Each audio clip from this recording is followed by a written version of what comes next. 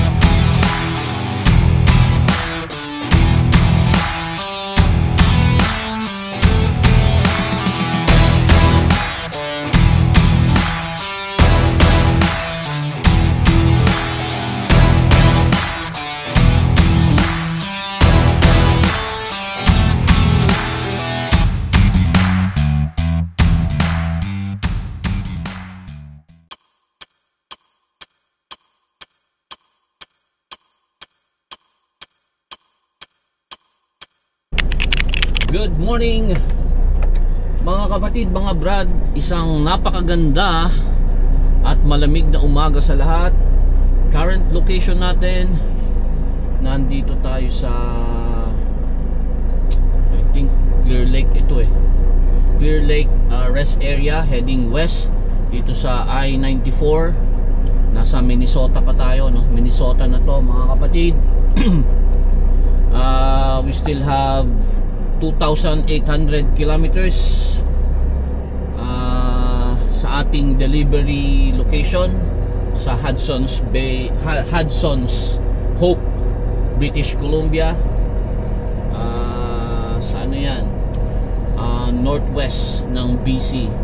I think pagka sa BC na, it's southeast ng BC yan, no? Pero sa northeast ng Alberta.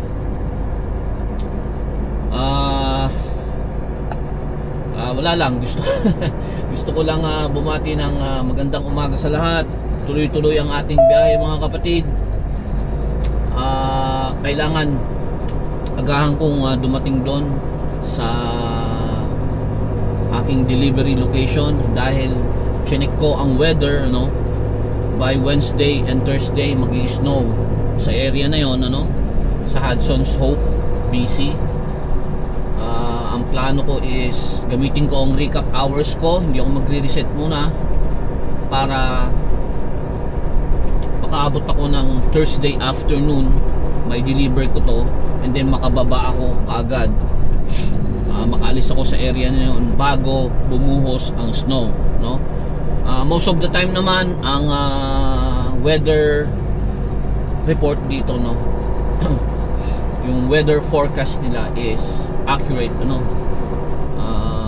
80 to 95% most of the time, ano? Yung weather network forecast is accurate. So tuloy-tuloy ang ating biyahe mga kapatid. Magkita-kita tayo sa mga daan na ating dadaanan. If my point of interest, mag-stop tayo, and then we gonna shot some drone videos from time to time, ano? Kasi we are legally allowed to to fly the drone and take some picture and videos, ano, dito sa uncontrolled airspace ng US. The same with Canada. Meron na rin tayong basic pilot certificate. Kagabi medyo nagpuyat ako, although open book yun, ano, na examination na ipasa natin. Meron na tayong basic pilot license sa Canada at registered na rin yung drone natin doon. The same dito sa sa US, meron na tayong trust certificate na required din, and then yung drone sa FAA dito sa US. So legal na tayong magpalipad ng drone as long as sa Canada sa uncontrolled airspace, dito sa US sa controlled and uncontrolled. Ang difference nga lang sa controlled airspace, kailangan ko mag-ask ng authorization through airspace application. Pagka na-approve tayo, then we just follow yung nakalagay sa authorization natin, then we can still fly sa uncontrolled airspace. Yun lang ang gusto kong ibalita mga kapatid. Medyo madadagdagan yung ating mga video shots, ano, from time to time. Pwede ako magpalipad, ipakita ko sa inyo kung nasan ako, no. It will be time consuming, especially sa ganitong trabaho na laging mindful kami sa oras namin para ma-maximize namin ang aming biyahe, no. But then of course, since na-promise ko rin sa inyo na magte-take ako ng mga magagandang scenery, then yeah, gagawin natin yan. Mag-aalat tayo ng konting oras. At muli, salamat sa mga subscribers at nanonood ng ating channel. Huwag po kayo magsasawa, patuloy ang ating biyahe, samahan nyo ako. Kita-kita tayo sa daan. Isang magandang araw sa lahat.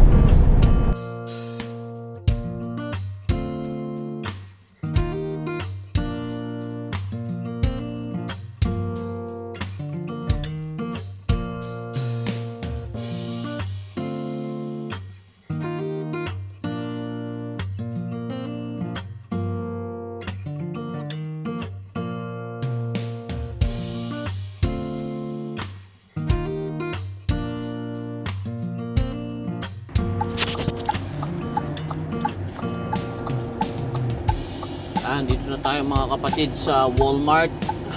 Bibili tayo ng konting food natin dahil hindi naman tayo dadaan ng Winnipeg. So kailangan meron tayong extra food dahil sa bundok ang ating delivery, no? So, bibili tayo dito ng konti na ating mababaon. Pakyat ng BC.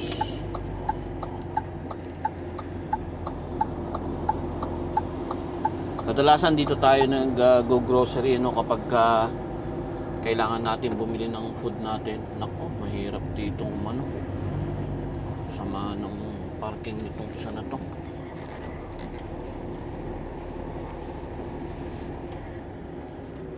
Hopefully hindi ako sasabit. Yeah. Sama ng parking niya. Naka backward masyado yung pitan niya. Itong kotse na tagal na nito dito. Inabandonan na yata yan ng may-ari.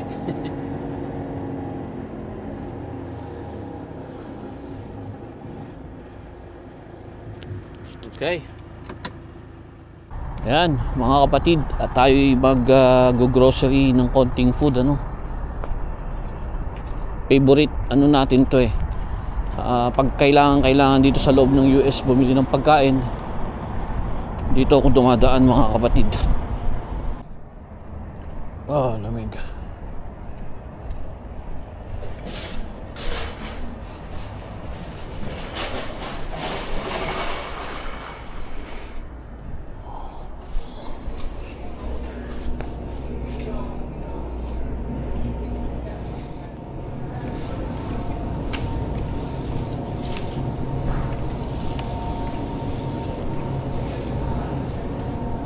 Hindi natin yung favorite nating tinapay.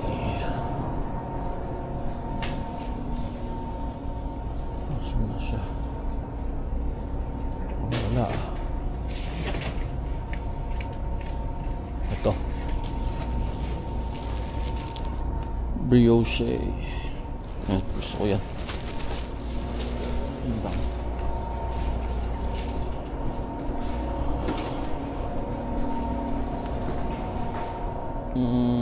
Kuha tayo ng favorite kong tuna. Nagmahal na yun. $2 na. Wala akong dalawa.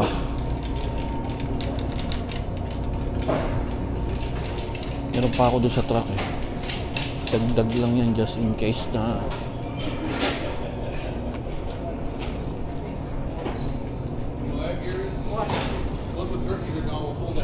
marami pa ako doon.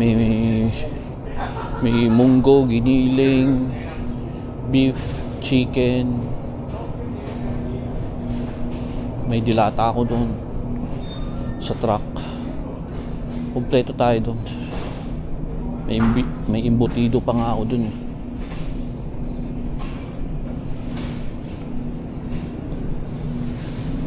Tayo ng cheese. Ayoko na yung bidli ko nung nakaraan. Merong paminta. Ayoko yun. Ito.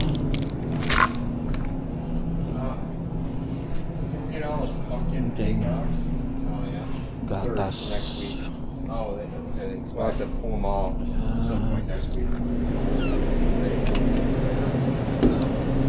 Tayo. Lactose free. Kung ayaw yung sumakit yung tiyan nyo, umiinom ng gatas, ang bilhin nyo is yung lactose free. Beans, rice, ito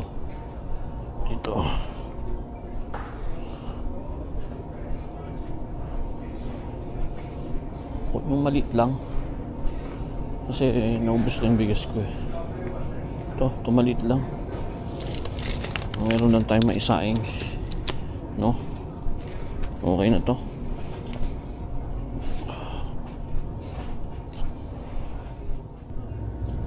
Morning.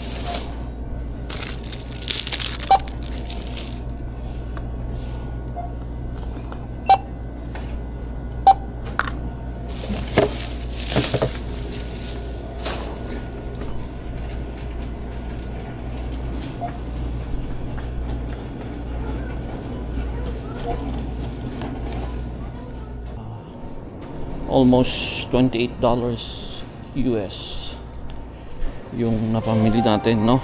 So ganito dito, tingnan nyo yung ilan na yun,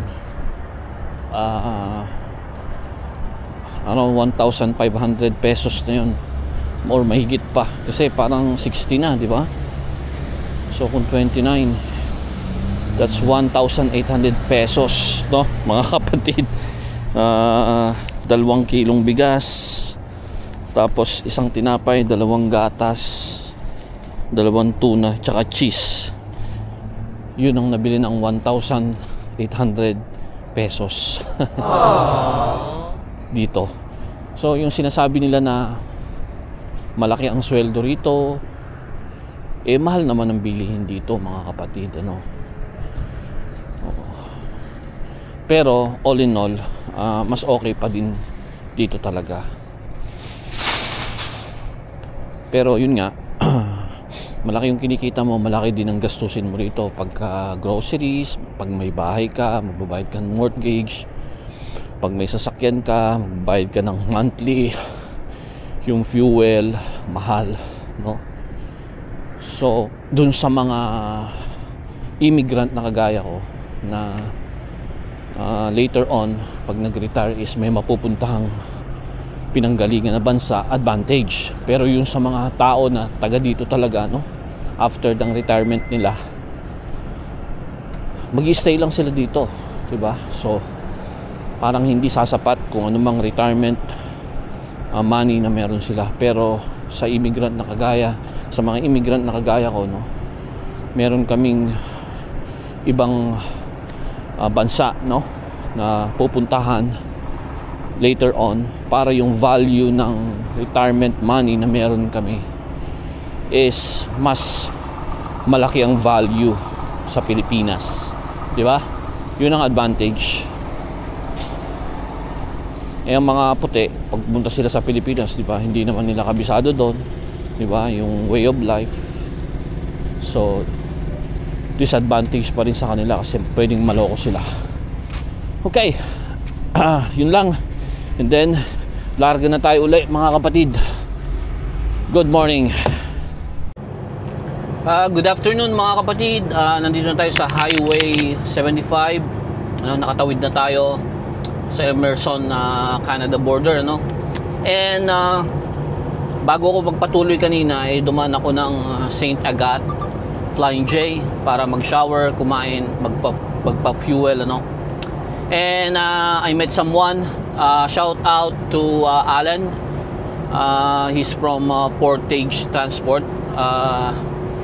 He's a hindi natin siya kababayan, ano, bali Canadian siyang puro, no.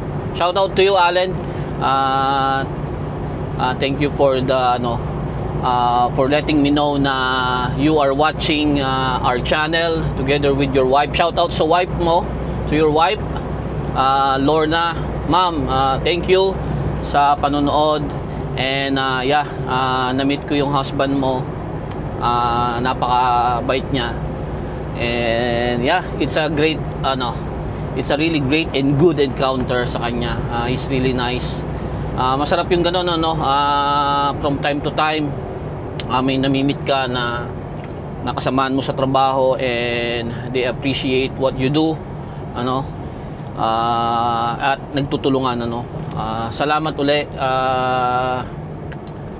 kapatid, Sister Lorna. Thank you, thank you. Pakisabi sa husband mo kay Allen, maraming salamat. Shout out sa inyong pamilya. Ingat siya palagi sa biyahe. Papunta siya ng US. Ako pabalik na rito sa Canada.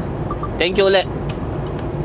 Ayun, na-meet ko nga si Allen, truck driver din siya.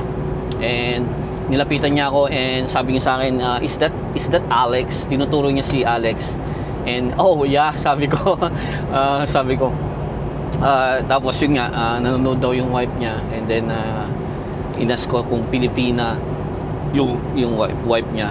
And he said yes. At si Lorna nga, si kapatid na Lorna ang kanyang name. Shout out ulit. So yun lang, may share ko lang, magandang experience. Pagod ako, but then napawi yung aking pagod knowing na may nakakakilala sa atin, masarap sa pakiramdam. Thank you talaga sa ating mga subscribers and viewers sa patuloy na pagsubaybay, and of course sa mga paalala, sa mga comments ninyo. Binabasa ko isa-isa yan, and I make sure na kapag may time ako, sumasagot ako one by one sa mga comments ninyo. Salamat sa mga paalala nyo, sa mga suggestions, at sa inyong na ring dasal. Maraming salamat. At patuloy kayong sumubaybay sa ating channel. Huwag po kayong magsasawa. Ganun din ako. Hindi ako magsasawa na mag-video ng aking mga kakordihan, ng aking mga kadramahan, at adventure natin, of course, sa kalsada. Yun lamang po. At patuloy ang ating biyahe. Meron pa tayong natitirang 2,150 kilometers papuntang Hudson Hope, British Columbia. Today tatapusin pa natin ng at least 500 kilometers, and then bukas, by Tuesday for sure, mai-deliver natin to doon. Good morning mga kapatid, good morning. Dito tayo sa rest area, sa may actually hindi rest area to, chain up area dito sa Grand Prairie, mga 3 kilometers away sa Grand Prairie. Heading west tayo, kaya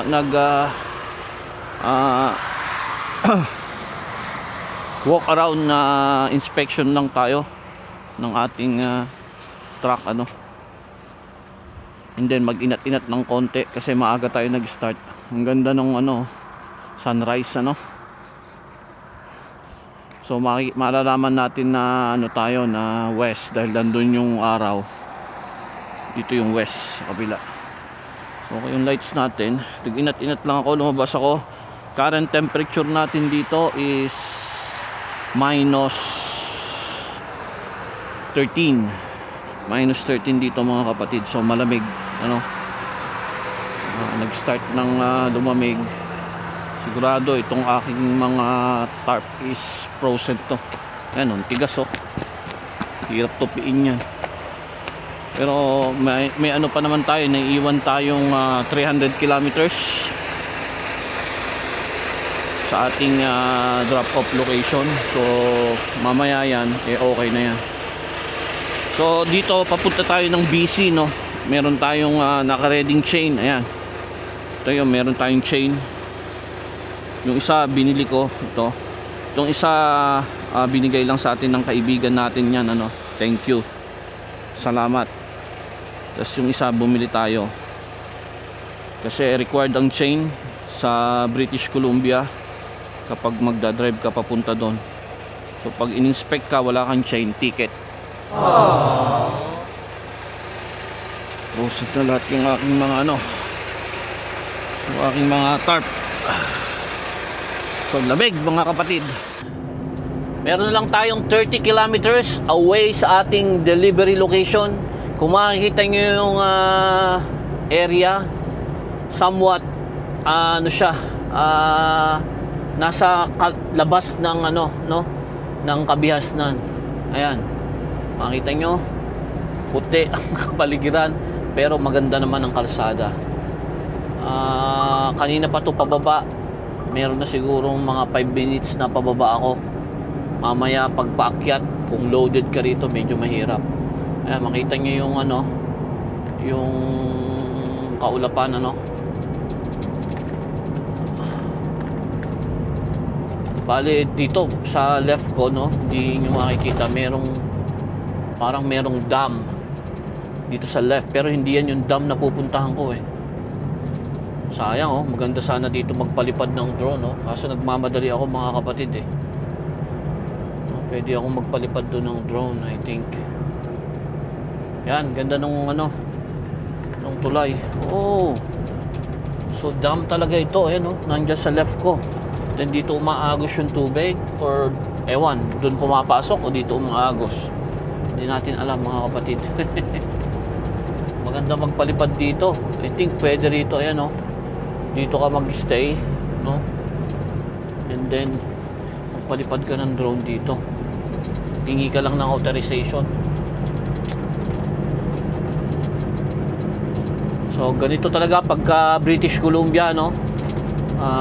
Medyo makita nyo walang shoulder yung kalsada. Hindi ka pwedeng magkamali kasi mahirap.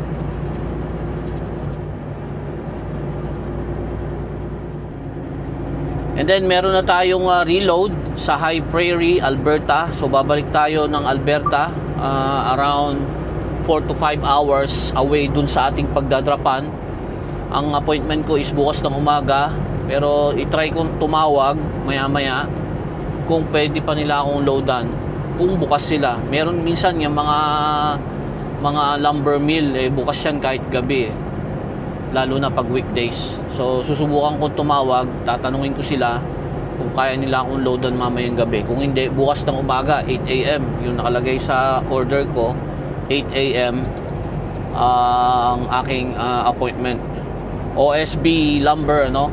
Yan yung nilalagay sa wall ng mga bahay. So wala nang dumadaan dito mga kapatid, ano, mga kotse na lang. And then meron dong signage na any truck 23,000 kilograms pataas hindi pwedeng dumaan dito. Pero okay lang tayo, no, kasi hindi naman mabigat ang karga natin, unang-una. Pangalawa, may delivery tayo, di ba? So kumbaga may authorization tayo na pumunta sa area na to. Bali pataas ito mga kapatid. Slope nya is I think 7 degrees. Tingnan natin. Oh, 11 degrees ang grade nya mga kapatid. Kaya pala ano, pag loaded ka rito ang hirap. Ayan, 11 degrees ang elevation niya, yung angle ng ano niya. Kaya pala ito medyo, ayan, meron ding truck dito. Ewan ko kung logger ito, pero local, mga local trucks to for sure.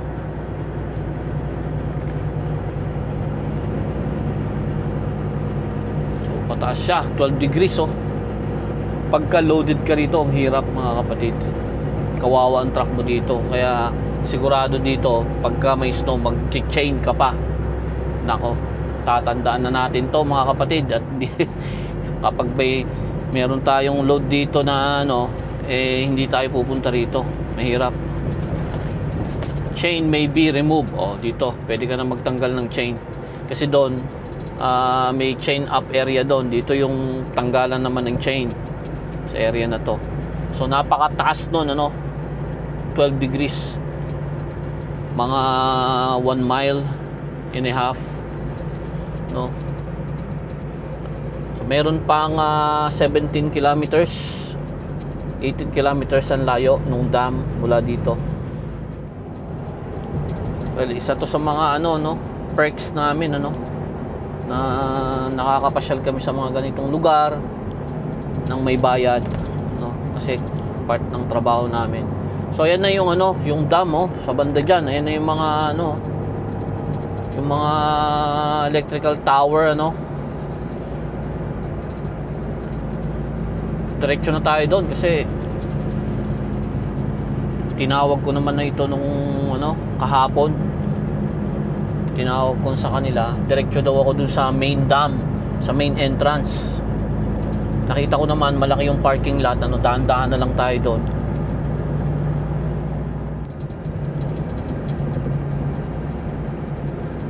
Ayun yung lake, diyan nang gagaling yung tubig, papunta dun sa dam. Ayan, yung sa kanan, ayan, I don't know kung nakikita nyo, pero diyan nang gagaling yung tubig na pumapasok dun sa dam para pagganahin yung mga turbine para mag-produce ng electricity. So tutok na naman tayo nito sa araw, mga kapatid. Ayan na, Wack Bennett Dam Visitor Center. So may visitor center sila dito sa kanan, hindi tayo makaka-stop dyan kasi hindi tayo makakapasok dyan dahil pang kotse lang yan sigurado.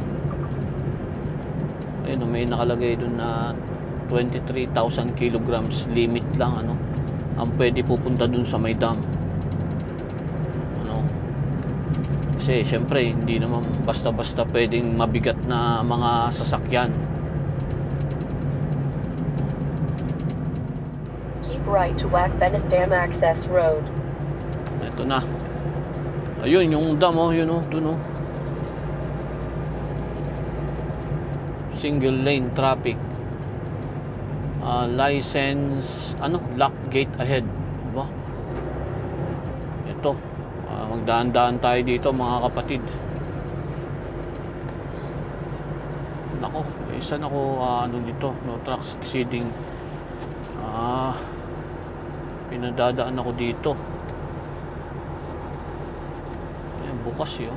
Pero tatawag muna tayo rito, mga kapatid, tatawag muna tayo. To oncoming traffic. In 3.5 kilometers, turn left on Wack Bennett Dam Access Road. Tatawag muna tayo para sigurado. Ayun. So dito nga daw tayo papasok, Ito yung address na binigay nila sa akin, mga kapatid. Dito yun. Diyan yung punta. Kaya nung kahapon tumawag ako kahapon. Ang sabi niya, wag daw ako diyan pupunta, Dito raw ako sa main. Ito yung daan ng main nila, sa main building nila ng dam. So pasok tayo dito, mga kapatid. Dahan-dahan lang tayo, baka makasagi tayo, puro camera. Okay, so makikita na natin dyan yung dam, mga kapatid. I don't know kung i-allow nila ako dito na magpalipad ng drone mamaya. Let's see, magtatanong ako bago tayo lumabas. ipalipad ko yung drone ko kung papayagan nila ako.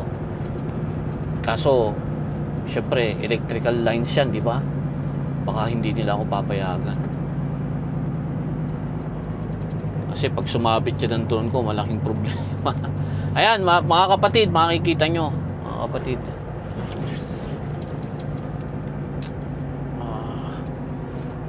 Daan-daan lang. Ito yung isang ano, ewan ko. Yan yung isang daan.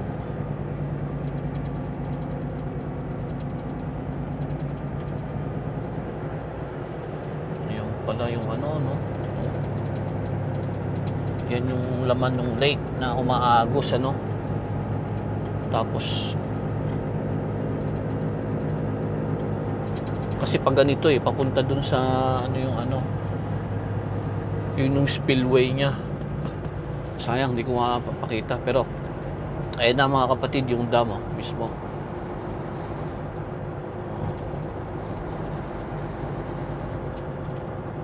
Bawal siguro dito magpalipad ng doon, daming wire Doon na lang tayo sa ano, mamaya doon sa may Peace Dam. Peace ba yun? O Peace something dam. Oo. Doon tayo. And then dito tayo magle-left. Magle-left tayo dito.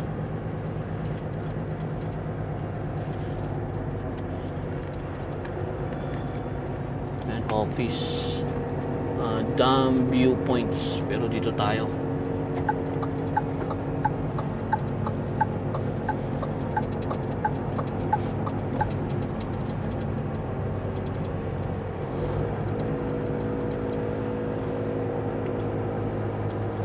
Turn right on Rack Bennett Dam Access Road. Hindi ko na maingay kapatid dahil ito yung power line. Pinoproduce na kuryente rito mga kapatid, ano? Isa daw to sa ano nagsusupply ng kuryente dito sa British Columbia mga kapatid. Ayan na Ayan na yung pinaka main building nung ano. Yun. So elevated pala mga kapatid. Ayan, elevated Kita nyo? Nandyan yung tubig. Tapos ito mababa. Dito, dyan bumabagsak yung tubig sa ilalim nito Ang daming sasakyan. Paano tayo nito? Saan tayo nito magpapark? Malabo. Hindi tayo makakapagpalipad ng drone dito. Bawal dito, sigurado.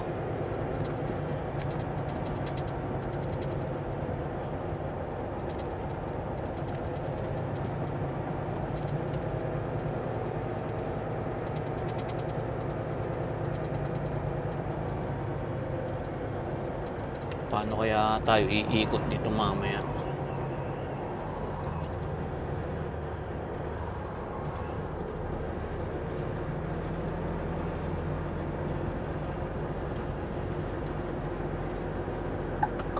So, dito na lang tayo titigil mga kapatid, ano? Kasi hindi natin alam kung sinong pupunta rito para ibaba yung load natin. Ayan mga kapatid, ano? Bababa tayo dun sa baba, no? Sabi nung ano, dun daw nila ibababa sa baba. So makakapasok tayo sa loob ng ano, ng ng dam, ano? Hindi lang dito sa harap, dun sa baba. Makakadaan tayo. So let's see. Sabi nila marami daw space dun. So wala akong dapat ipag-alala. Sabi ko kasi baka mamaya wala akong space na may ikutan or mababakingan, mahirap. Meron daw. Okay, sabi ko.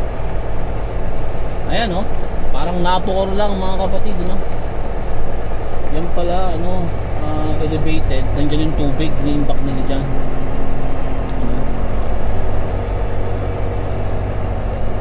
Elevated ito mga kapatid, restricted area.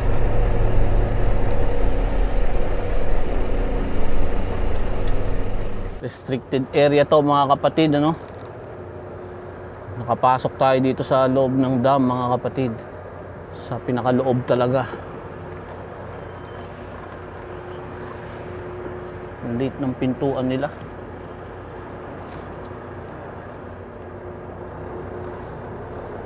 Sana totoo yung sinasabi nila na maluwag dito. Parang ang sikip ah.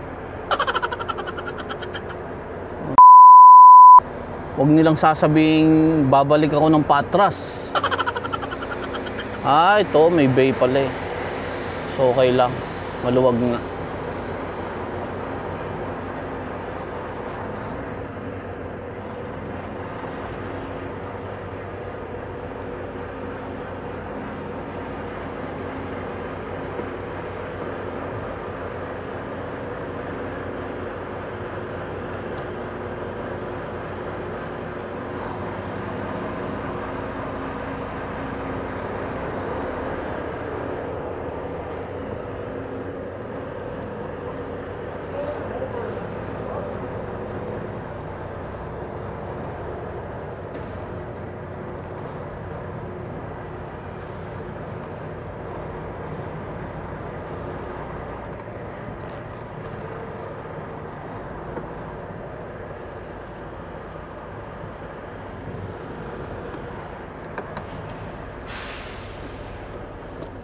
A few moments later. Tapos na tayo mga kapatid, ano? So, magba-back up tayo.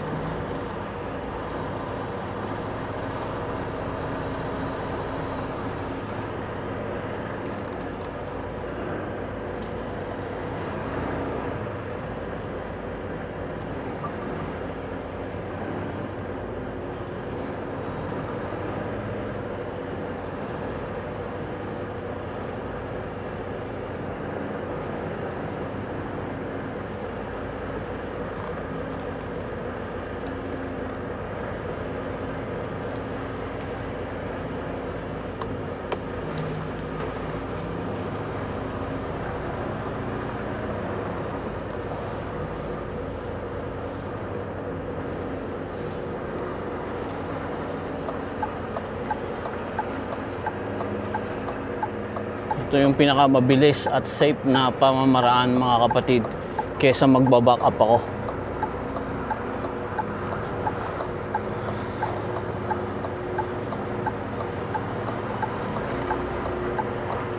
Dito tayo sa restricted area mga kapatid. Ayan, oh. Nakita nyo mga turbine mga kapatid, ano? At least nakapasyal kayo kahit papaano, no? Ayan, mga turbine yan mga kapatid.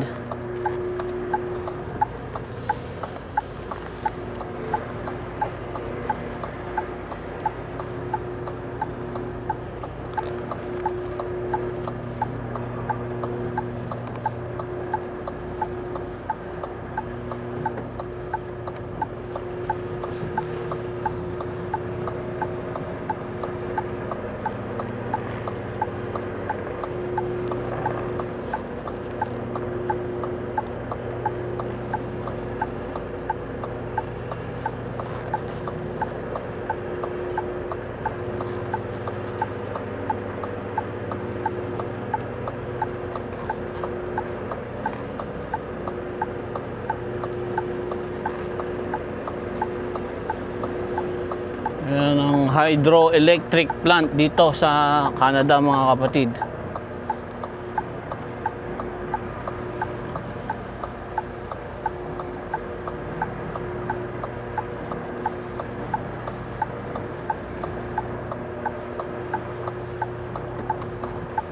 Okay. Di ba safe mga kapatid? Kesa yung magpapasikat pa ako ng backing. Di ba mga kapatid? Di mas safe yan.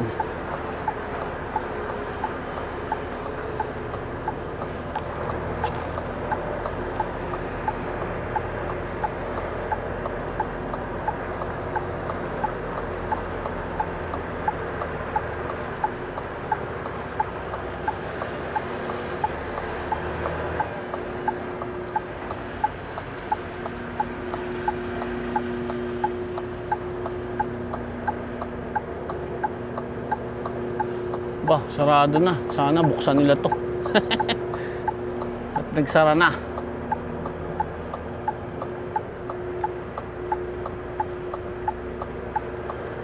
Yun, use manual push button to open. Ayun na. Pinuksan na. Okay. Ayos mga kapatid. Nakapamasyal kayo dito sa dam. Kaya lang, di tayo makapagpalipad ng drone dito mga kapatid. I think bawal dito. Hindi na ako nagtanong. Kasi alam ko naman na bawal dito. Maraming kuryente. Mga kapatid. Okay lang. At least kahit papano nakita nyo rin naman na yung yung area mga kapatid. So mag-ano lang tayo. Mag-aayos tayo doon ng ating mga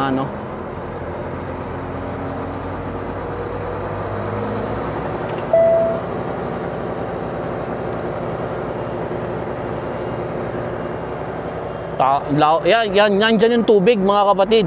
Yan elevated. Nasa ibabaw, nandun yan yung tubig mga kapatid.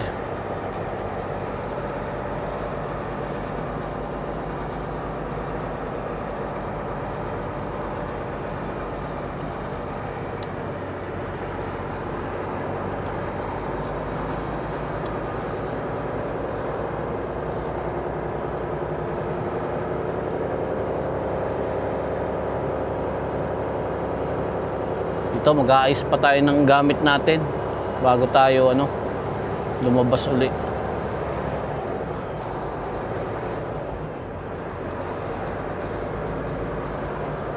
Ito muna tayo sa gilid. Ayusin natin ang gamit natin.